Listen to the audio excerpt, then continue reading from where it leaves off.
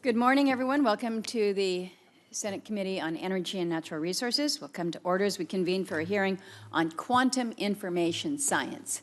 As I came into the hearing room, the hallways were packed with reporters, and I thought, yes, we're finally here.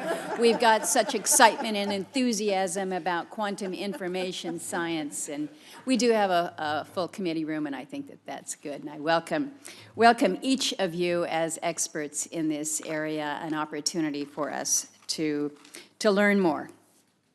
We're here because our nation has never shied away from tackling the world's biggest scientific challenges. Whether mapping the human genome or landing on the moon, we've seen how committed research efforts can truly change the world.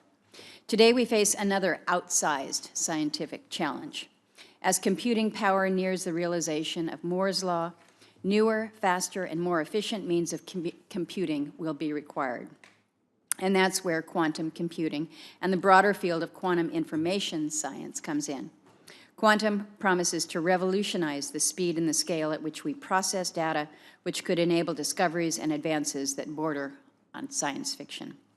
The potential reward from investments in quantum are tremendous, and we're hardly the only ones to recognize that.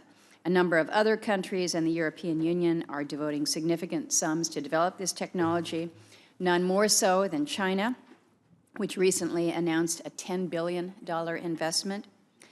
But I think we know here in this country we always want to stay ahead of the curve, and to that end the Department of Energy is exploring ways to leverage resources and form partnerships to solve these challenges.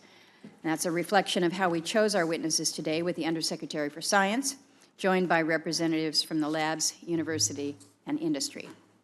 We're very glad to have all of you here today, although I will note that it was another company, it was Intel, who caught my attention on this based on their decision to name a new superconducting test chip after a chain of lakes in Alaska. This is Tangle Lake, which is also a reference to the extreme cold temperatures and snarled state that quantum bits desire to function.